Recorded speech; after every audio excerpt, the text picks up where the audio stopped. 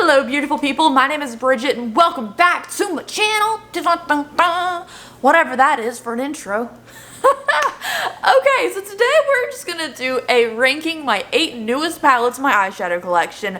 Now, my new eyeshadow palettes, they've been over the course of about a month and a half, maybe 2 months, and we have 8 new ones to talk about. I'm gonna rank them from my least favorite to my absolute favorite. A couple of these have their own like get ready with me or a review of them, and if they do, I'll try to remember to link them down below. Sometimes I forget to link other videos down below, but I'll try my best today to do so.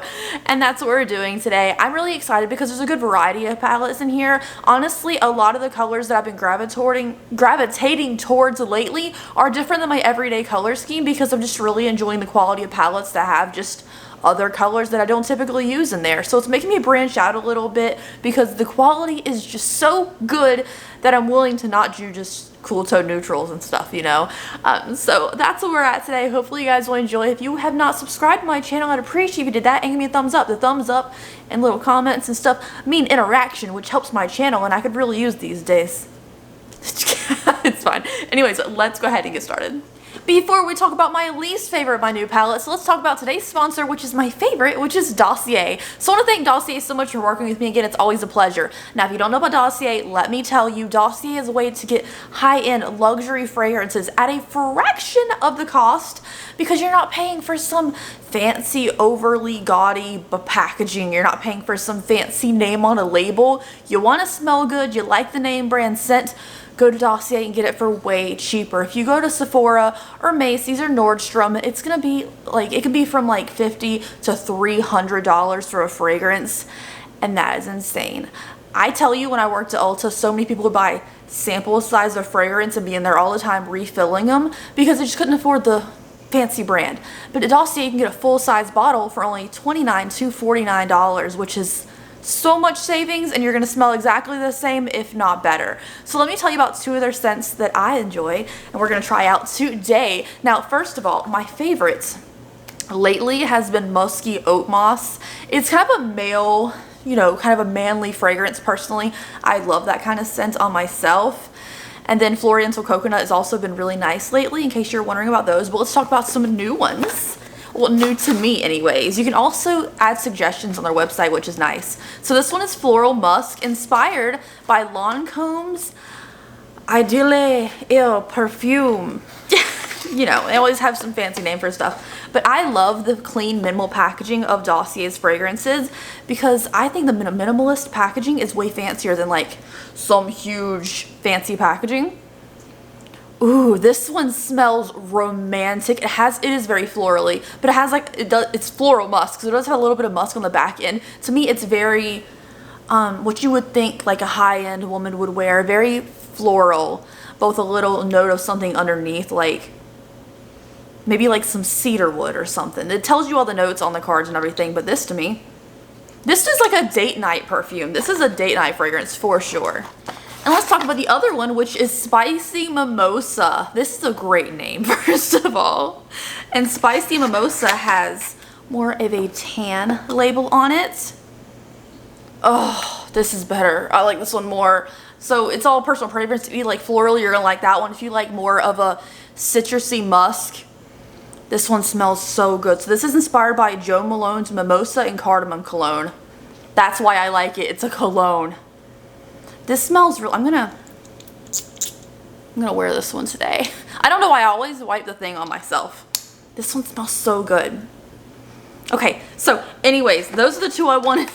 I'm soaking it in. It just smells really nice. Like if you guys like more of a unisex smell, Spicy Mimosa is definitely, it has like kind of the musky notes, but it's definitely kind of a unisex. It has like the lightness to where it could be female. And then Floral Musk is definitely more of that traditional womanly, perfumey, florally smell with a little bit of something underneath. So those are 2 scents I wanted to share with you today. Thank you, Dossier, so much for working with me again. And now let's get into the palettes.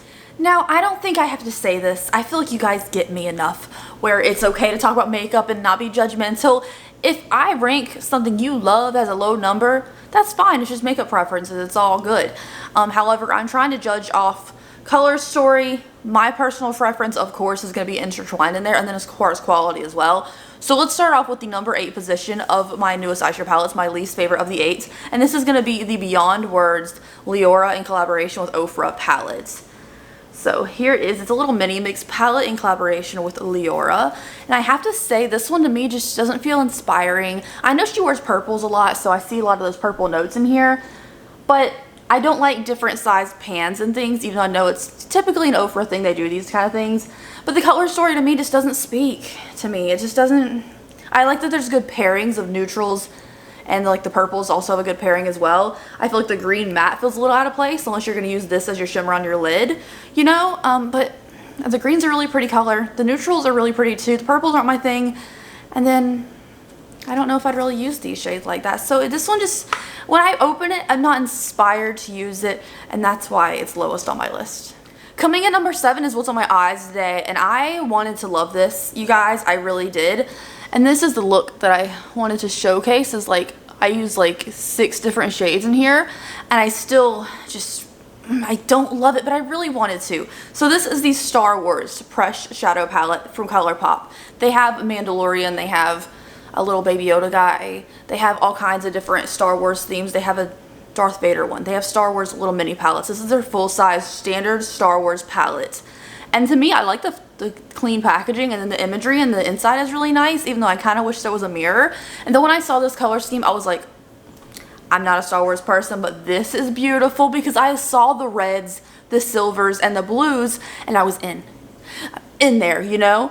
The color story is really pretty. The pink, I mean, this pink, yeah, it's pink. It's kind of, I was gonna say pink, and then I thought purple, but it's both, and also it's black in there as well.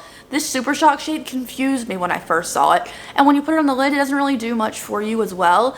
The reds in here is what I really was like, ooh, I need. And then as you can see, I have the red shimmer on my lid on the middle, and then I have this color right here in my crease. It's very berry, very purpley. It's a very berry shade. This does not pull red at all. I even used a little bit of black in the very outermost corner to try to get a little deeper. It still pulls very berry shade, and that's really disappointing to me. That's why it's lower on the list, is because that's not a red. I wanted it to be a red pairing. It's not. The blues in here are nice. I really like this silver. I put it a little bit in my inner corner there, just a little bit of pop, even though it is fading away kind of quickly. Also shades like Rebel Princess, I tried to put over top of the red to make it a little, you know, more sparkly. Didn't really show up. It's a very clear see-through kind of shade. I just wasn't really feeling it. And then I used this Alliance shade for my lower lash line. Pretty good staple brown. I would just say that, like, this feels like a topper. This Super Shock didn't really do much for me. This doesn't have a red pairing. You know, like, this red is beautiful, but this is so berry toned. It just didn't really hit right for me, I think. And I really wanted it to, because that red looked beautiful. I love the silvers, and the blues look pretty too, but I'm a little bummed out, I'm not gonna lie. Good packaging though. But then when I found myself using it, because it's a bigger palette, I wanted a mirror built in. At the number 6 spot, this palette was super boring looking, but adorable at the same time. And you guys, I don't know how to describe it to you. So this is called Foxy. It is one of the little new naked palettes. There's 3 of those with this kind of camo packaging. And this is the Foxy one. And I love golds and greens and neutrals. So this was absolutely going to be my favorite out of those 3 they released for sure. And I really do like it, but no, it's not exciting. So here are the shades. They're kind of dusty. They're kind of plain. They're kind of plain Jane, not poppin'. I wish the greens were like a little more bold. Even this ivy green, if it was still like a cool tone olivey ivy green, if it was just punched up a little, I think I would have liked it a lot more. However, as is, I've still been getting some cute looks out of it that are really easy. I don't have to think about it. And then this also, it's like, it's not an exciting palette, right? But it's so small that if I need to travel, I need an easy palette to use that's gonna make nice looks, and I don't have to think about it because all the shades are gonna look good together. This is a really good pick for that. And I also think the packaging with the camo and then the reflective as well is really pretty. So is it exciting or game changing or even a really bold, you know, palette for eye looks? No, but I still really like it. Coming in at number 4, this actually came from a subscription box, which is a little different. You know, subscription box palettes usually aren't that good, but this one's actually solid. It's just the packaging's really big and they're spaced out really far. So this is the Sour You Doin' palette from Beauty Bakery. This is a really good color scheme. I like the yellows, the golds, the reds, the oranges. I feel like it's very cohesive. It makes a lot of sense. They're easy to use together. This palette makes sense to me. And I also really like the quality of the shades. I do wish some of the shimmers, like this shimmer and this shimmer, were bold. They do shimmer on the lips. They're not like fantastic metallic beauties, you know? This gold one does that for me, but the other two don't. So it's not amazing as far as like, oh my god, that shimmer on the lid is going to just like wow everyone in the room. No, but it's solid shadows.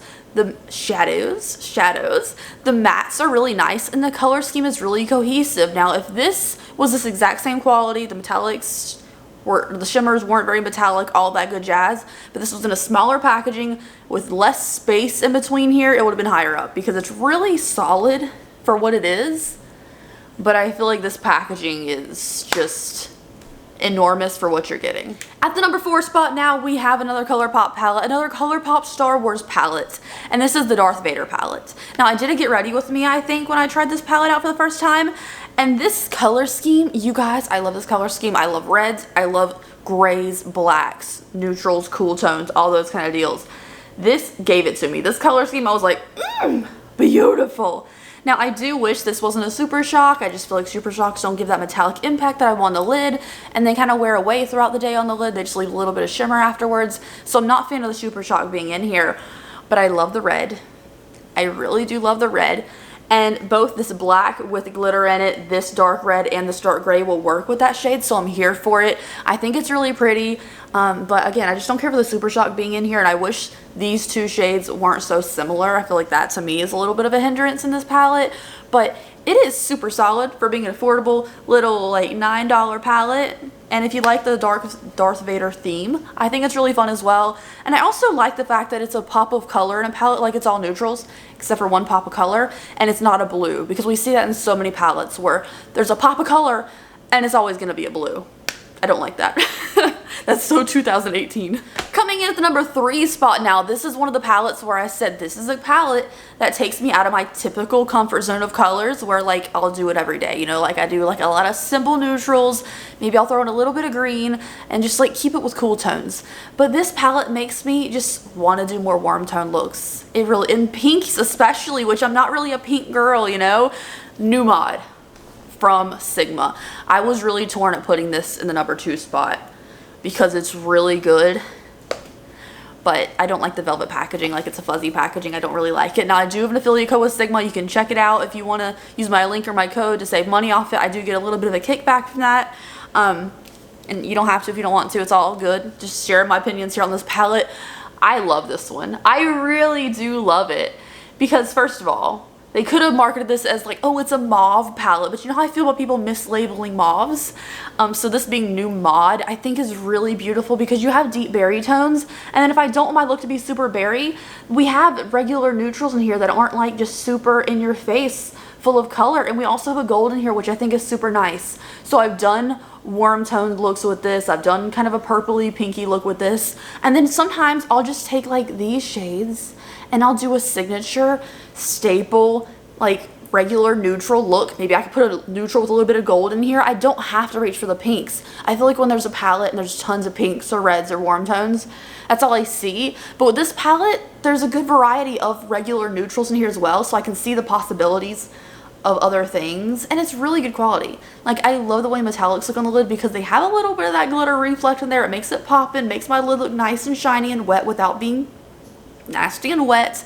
I like the little bit of glitter in my shimmer on my lids these days, so I think it's really nice, especially because I'm too lazy to put on actual glitter on my lid. I feel like that's just gonna be a whole mess to remove. I'd rather just have like a nice shimmer I can wipe away at the end of the day that gives me like a little bit of something in there. I just really like it, but the packaging, I don't like soft velvety packaging. This is not 2016 Anastasia. I just don't like the velvet packaging. The top 3 for this video was very hard. Like I said, number 3 was almost number 2, and then number 2 and number 1 were like going back and forth, but price point matters to me. So let's talk about number 2, which is the most expensive palette in this list, and this is Jeffree Star Banana Fetish palette. Now, I did a first impressions with swatches and everything of this. I also did a 3 looks one palette video where I did 3 looks. So altogether I did 4 looks on camera with this palette and a couple other in just like regular life.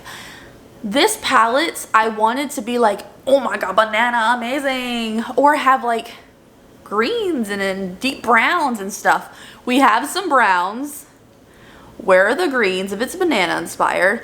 And then this pink and the blue make no sense at all, and I don't like them being in here. Now I did do a look trying to integrate the blue shade in here. I didn't touch the pink. Pink is just not in my neighborhood. It didn't vibe with the rest of the palette. And the pink and the blue throw me off. That's why it's not number 1, and the price point, because it's very expensive. However, I do know sometimes this palettes go on sale like 30% off. I feel like for 30% off, this is a great palette. The quality is so nice. The quality is beautiful. I had trouble blending like 1 shade in here, but the rest was absolutely lovely. Now, another discrepancy with this palette, if you watch the 3 looks 1 video, or 3 looks 1 palette video, is that when you put shades on the eyes, they don't look exactly how they looked in the pan. That can be an issue. Things in the pan that don't look very yellow on the eyes do pull more yellow. So it's a discrepancy of color there where it's not perfect. Like, I want to know what I'm putting on my eyes before I get it up here and blend it up, you know? Like, I want it to match. Like, if I reach in for a certain color, I want it to be that color. We do have a little bit of an issue here, but if you're looking for yellows, at least you know you're getting them in here, because even the shades that don't look very yellow in the pan do look yellow on the eyes. Just be prepared for that, you know? But it's so good quality. The mattes are really nice. All but 1 shade was really easy to blend. The shimmers are really pretty. Yes, there's some things I would tweak about this palette, including the price point, but it's thin. It's a little big, but it's easier to store, and then there's really nice quality yellows. Okay, do we need a little drum roll for number 1? Now, number 1 is a more affordable palette than the previous one, like I said, because I feel like quality for the price matters, and as well as like a good variety of shades. So number 1, I don't know if this is surprising because this is a little bit of an older palette, but it's newer to me. This is Rock Candy from Colourpop. I really thoroughly enjoy this palette. Now, I didn't get it at first launch. I got this maybe 2 months after first launch, and I have to just say, for the quality, for the price, this is so good. It's a little big, it's a little bulky for me. However, I find myself reaching for it constantly.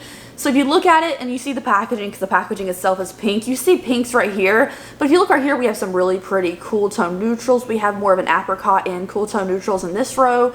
We have some standard like middle of the road, not too pink, not too unpink right here. We have some pinks, we have some purples, we have some silvers, some whites, some blacks, some grays.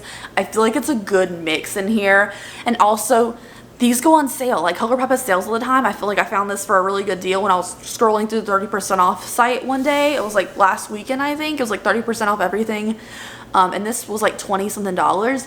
This quality is so good. The mattes are effortless. They blend effortlessly. They're so beautiful. If you want glitters, there are glitters in here, but there's only 3, so it's not overwhelming your palette if you're like me and you're like scared of putting glitters on your eyes, you know. They look really cool and everything, but cleaning them off at the end of the day and having glitter all over my face is not the vibe, so I don't do that. I've been thinking about doing it more and more though, to be honest, because it looks really cool on people. But if you're like me and you don't really use glitters, there's only 3 in here, but you have the option if you want to.